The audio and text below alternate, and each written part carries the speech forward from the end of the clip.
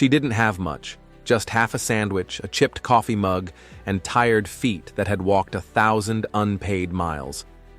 But when she saw the man outside the diner shivering under the awning, she didn't hesitate. She pushed open the door, stepped into the rain, and handed him her lunch.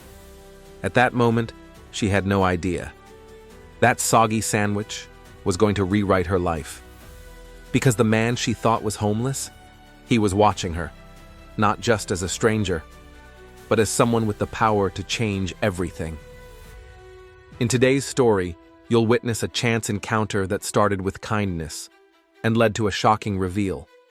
You'll see how one woman's small act rippled into something far beyond what she could have imagined, transforming her future, her career, and the lives around her. Pay close attention. There's a brief quiz at the end asking, how many times was the name Thomas Grady mentioned in this story? It's just for fun. Get it right within 7 days for a chance at our shoutout post. Watching late? Answer anyway. We might still surprise you. Before we dive in, tell us where you're watching from. The sun hadn't risen yet when Rachel tied her apron behind her back, tugged her hoodie up, and stepped into the pre-dawn chill. She was on her third double shift that week. Rent was due Friday. Tips had been light. Her sneakers were soaked through from yesterday's rain. Still, she showed up, like always.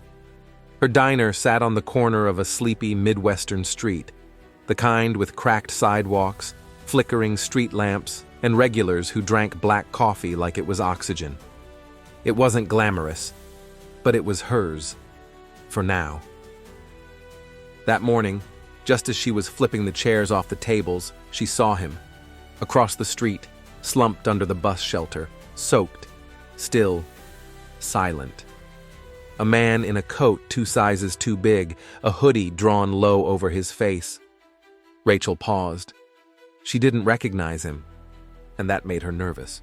Strangers didn't usually drift onto this street, but there was something about how he sat, not slumped, but patient, watching, waiting. She shook it off, got back to work. But around 9:30 she noticed him again, through the fogged glass, still there, still quiet, still unmoving. And that's when Rachel did something most people wouldn't. She stepped outside, walked across the street, and handed him the sandwich she had planned to eat later during her break.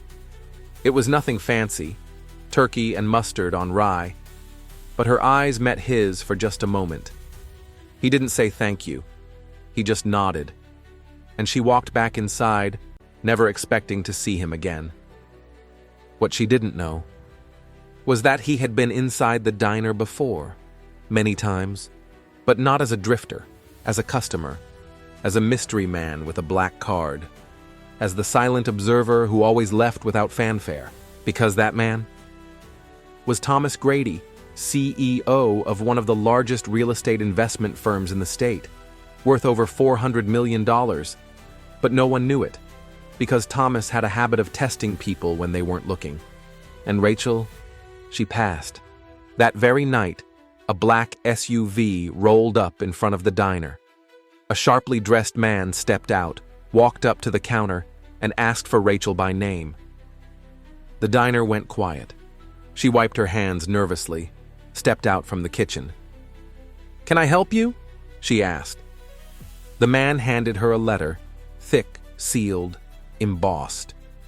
Inside was a formal invitation to a private dinner, signed Thomas Grady.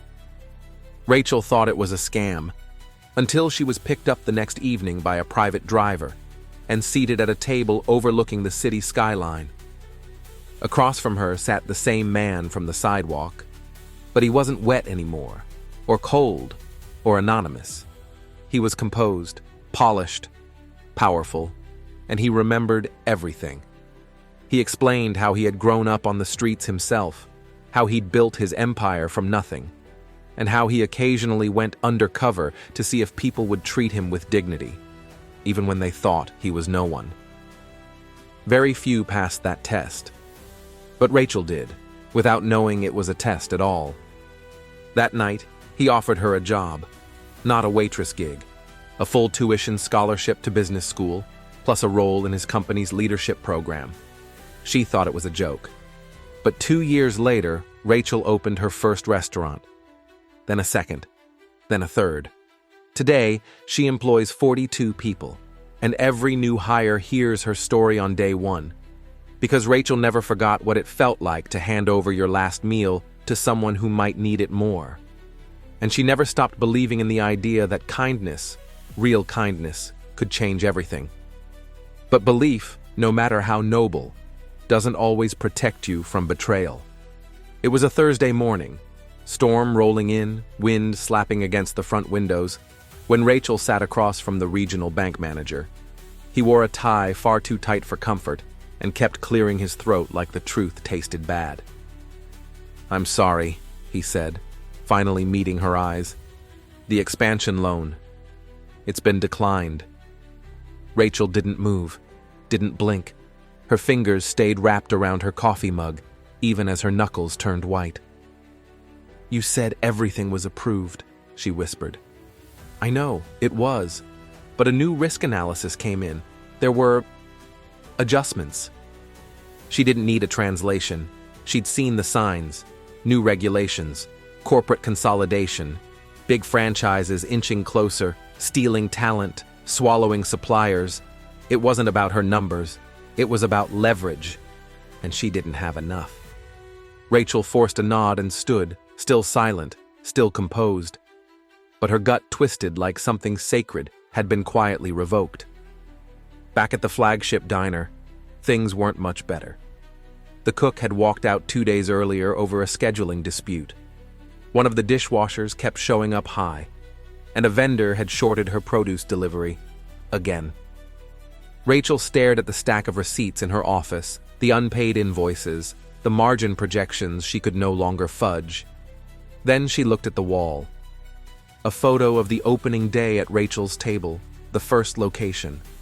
Her smile in that picture was pure, hopeful, unstoppable. She almost didn't recognize herself. She'd wanted this so badly. Not just the business, but the dignity.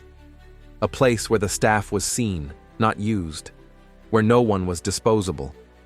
Where she could offer others the same second chance Thomas had given her.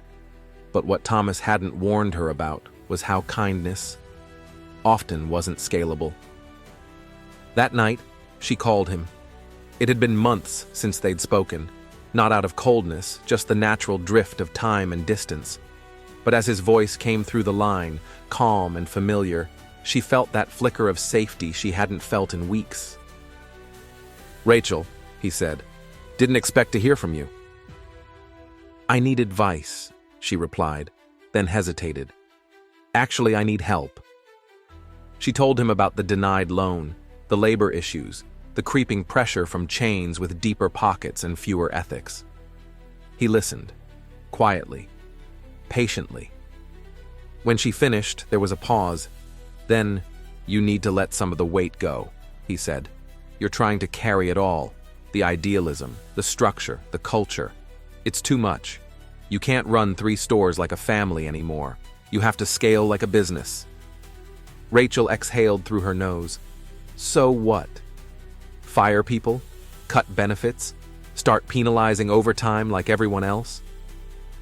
"No," he said gently, "but you have to decide. Are you trying to make a living or make a point?" She didn't answer. Not because she didn't have one, but because she did, and he clearly didn't agree with it. The next week, Rachel brought in a new general manager, recommended by one of Thomas's consultants. His name was Blake, MBA, former district manager for a well-known franchise. On paper, a godsend. In practice, he was efficient, brutally so. Schedules got tighter, breaks got shorter. Loyalty wasn't rewarded anymore. Performance was, and the culture began to crack. Rachel saw it in the faces of her staff. The server who'd stuck with her since store one stopped laughing. The teenage hostess who once called her Aunt Rach now avoided eye contact. Even customers noticed. The warmth was fading. When she confronted Blake, he was clinical. "We're hemorrhaging profit," he said. "Sentiment doesn't keep the lights on." "But people do," Rachel shot back. He shrugged. People come and go. Stability stays. She wanted to scream, to throw her chair. Instead, she swallowed her anger and left. Later that night, she sat in her car outside the second store, the one near the hospital, where she used to drop off free meals for nurses working double shifts during the pandemic. A gesture that once felt powerful, now distant. She dialed Thomas again. "I made a mistake," she told him. "He's gutting what I built." Thomas sighed. "He's keeping it alive." "No," she snapped. "He's changing it into something you would have never handed me a scholarship for." There was a pause. Then he said, "I didn't invest in you because you were kind. I invested because you were smart. Don't confuse the two." That stung. And Rachel knew, maybe for the first time, that they weren't going to find middle ground. Not on this. Because Thomas believed in resilience. And Rachel, she believed in redemption. The days turned quieter. The staff pulled back. The culture she'd cultivated like a garden started to wilt. Rachel sat alone one night, past closing time, reviewing numbers that didn't lie. Blake had technically improved profits. Margins were back in the black. Turnover slowed, mostly from fear, not loyalty. The business was surviving, but the soul of it? It was barely breathing. And that's when she saw it. A handwritten note slipped under the office door. She unfolded it. "We miss the old way, the warmth, the belief. Please come back." No name, no signature, just that. Rachel sat there, staring at the paper, for nearly half an hour. Something shifted inside her, not dramatically, not like a movie, but quietly, like the tide pulling back before a bigger wave. The next morning, she showed up at the original location in jeans and an apron. No clipboard, no blazer, just herself. She brewed the first pot of coffee, rolled silverware, cleaned a table. No one said anything right away, but they noticed. By lunch rush, Rachel was back behind the register, cracking jokes, passing out free muffins to regulars who hadn't smiled in weeks. She wasn't fixing the business, not yet. She was reminding it of who it used to be. But Blake? He saw it differently. He called her into the back. "I don't know what you're doing," he said, "but undermining my process isn't going to fix your feelings." Rachel didn't flinch. "Your process?" she repeated. "You're managing a skeleton. I built the blood." Blake folded his arms. "Then maybe you should decide if you want to keep running a diner or keep running a company. You can't do both." And that was it. The line neither of them would cross. Blake believed in systems. Rachel believed in people. No compromise. Just a silent standoff. That night, Rachel got in her car again. Same parking lot, same sinking feeling. But before she could start the engine, her phone buzzed. A new message, from a name she hadn't seen in nearly 2 years. Nadia, one of her very first hires. A single mom she'd taken a chance on. One of the best servers she ever had, until her ex dragged her across state lines and she had to quit without warning. The message was short. "Hey, heard what you did today. If you're really coming back, I want in." Rachel stared at the screen and smiled, because maybe, just maybe, there were still a few sparks left in the ashes. But embers don't always catch fire, not when the rain keeps falling. Rachel called Nadia the next morning. Her voice was the same, bright, warm, a little raspy from years of smoke breaks and laughing too hard during rushes. She was in town again, staying with her sister after escaping another bad situation. "I've been following what you built," Nadia said. "Even from far away, I knew it would be more than just eggs and coffee." Rachel let out a quiet laugh. "Some days, I'm not so sure." Still, by Monday, Nadia had her black apron back on and was helping prep the evening shift. And her presence was like flipping on a light in a room that had stayed dim too long. The regulars smiled wider. The new hires watched her closely. soaking in the old rhythms. It felt like something was waking up. Not everything, but enough to notice. Rachel was careful, though. She didn't confront Blake. She didn't change policy. She didn't tear up the new schedules. Not yet. Instead, she showed up early and left late, poured coffee, rolled napkins, took tables. But she also listened, really listened. And what she heard was unsettling. Her assistant manager, Janice, pulled her aside one afternoon. "I need to tell you something," Janice said, glancing toward the walk-in freezer to make sure no one was close. "Blake's been holding one-on-ones with staff, telling them not to speak directly to you unless it's a scheduling issue. Says you're reverting to founder bias." Rachel blinked. "Founder bias?" Janice nodded. His words, not mine. Rachel felt her pulse pick up. "And no one told me this?" Janice lowered her voice. "People are scared, Rachel. I mean, we love you, but you haven't exactly been around." That hit hard, because it was true. Somewhere between running the numbers and fighting for approvals and trying to be taken seriously in boardrooms filled with men like Thomas and consultants like Blake, she had stopped being visible where it mattered. And Blake? He had used that invisibility like a crowbar, separating her from her people. That night, Rachel didn't go home. She stayed late, long after the last staff member clocked out, sitting in the booth where she used to do homework as a teen waitress back in the day, back before this was hers. She thought about her mother, who worked 2 jobs but never let her see the cracks. She thought about Thomas, who had given her a future but not a map. And she thought about the invisible line between scaling something and losing it. She couldn't sleep, so she didn't. The next morning, Rachel arrived early again. But this time, Blake was already there, seated at the corner table, tablet out, earbud in, sipping his triple-shot espresso like a man preparing for battle. "Blake?" she said, voice even. He looked up. "Rachel, I heard about the conversations you've been having." He didn't flinch. "I've been leading. That's my job." "Your job," she said slowly, "was to support what we built, not rewire the whole thing." He tapped his screen. "Margins are up. Overtime is down. Retention has stabilized. You wanted results." "I wanted alignment," she snapped. "You didn't just manage, you reprogrammed." There was a pause. Then, quietly, he said, "Because your version of this only works when everyone believes, and they don't. Not anymore." Rachel stared at him. "That's not true." "It is," he replied. "They believed in you, Rachel.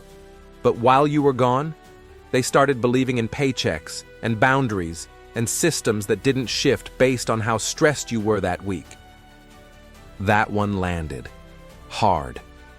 Because again, there was truth inside the insult. Still, she didn't back down. "You're not wrong," she said. "But you're also not right." And neither of them moved toward the middle. That afternoon, a health inspector showed up. Routine, annoying, but expected.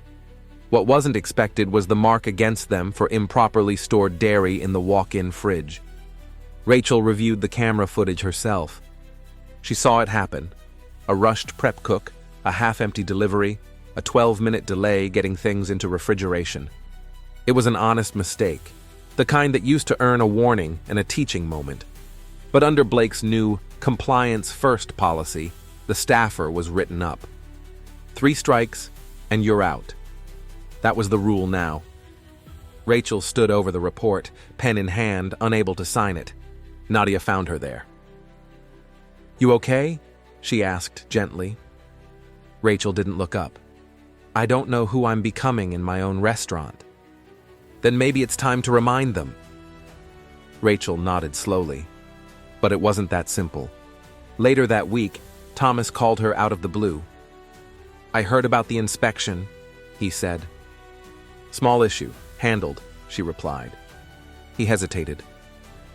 "I've also been watching your numbers, and your shifts back toward legacy practices." Rachel stiffened. "Are you monitoring my business?" I invested in your business, he said calmly. That includes watching for red flags. Her voice went cold. What red flag? You, he said. You're making decisions with your heart again. That's admirable, but it's not always sustainable. You didn't give me this chance because I was ruthless, Rachel shot back. You gave it to me because I wasn't. No, he corrected. I gave it to you because you were willing to learn. And there it was again, the line. The space where their values no longer met. They weren't enemies, but they weren't allies anymore either. The next weekend, Rachel held a private staff meeting. No Blake, no consultants, just her and the people who built this place from the ground up. She didn't give a speech. She just asked one question. What do you miss? The room was quiet at first.